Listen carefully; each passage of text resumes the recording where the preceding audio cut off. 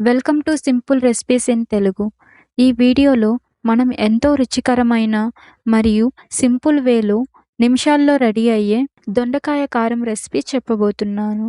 ఇది Tamil Nadu Brahmin style recipe. దీన్ని కోవక్కాయ కారక్కరే అని కూడా అంటారు.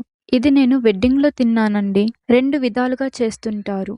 నేను ఓ విధం చెప్పబోతున్నాను. ఈ రెసిపీని మీరు చివరికంటూ చూశారనుకోండి, బోల్డన్ని విషయాలను మీరు తెలుసుకుంటారు. అవసరాన్ని బట్టి అందుబాటులో ఉన్న వాటితోనే ఎలా మార్చి చేసుకోవచ్చో కూడా అర్థమవుతుంది.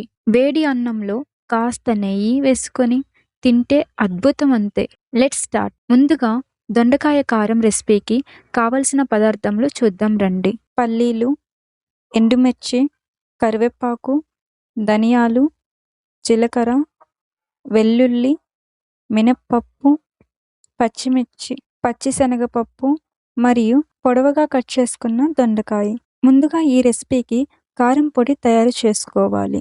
దానికోసం కడాయిలో పచ్చిశనగపప్పు, ధనియాలు, జీలకర్ర, పల్లీలు వేసి ఎండుమిర్చి, అలాగే ఇందులో మీ దగ్గర కశ్మీరీ ఉంటే వేసుకోవచ్చు.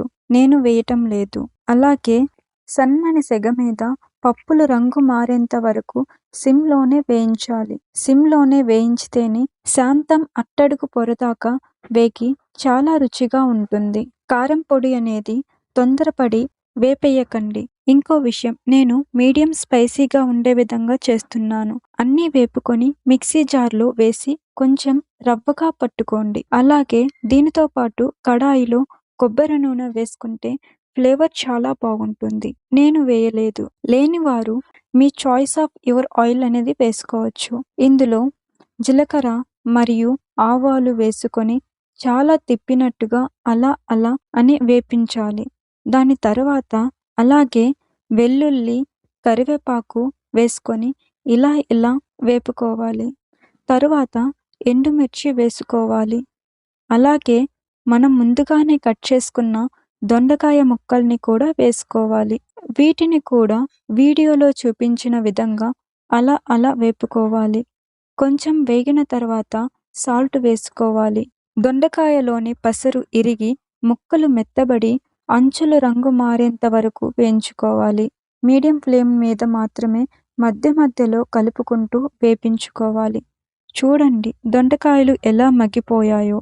ఇప్పుడు మనం గ్రైండ్ చేసుకున్నటువంటి పొడి వేసి 2 లేదా 3 నిమిషాల పాటు వేగించి దింపించుకోవడమే. కాసేపు నిజాన్ని నిజం అనుకుందాం అనుకోండి. దొండకాయ ముక్కలు ఎంత లేతగా ఉన్నా వేగడానికి సమయం పడుతుంది. అదే కూర మీకు చెమ్మగా కావాలి అంటే పొడి వేసిన తర్వాత మీరు కొంచెం వాటర్ వేసుకొని ఆఖరిగా మీరు దింపుకునే ముందు కొత్తిమీర తరుగు చల్లి దింపుకోవచ్చు. ఇలా 2 విధాలుగా చేస్తారండి. ఎలా చేసినా ఎలా ఉన్నా ఈ కూర ఎప్పుడు చేసినా సూపర్ హిట్ అయిపోతుంది అంతే. చాలా సింపుల్ రెసిపీ అండి, బట్ టేస్టీగా ఉంటుంది.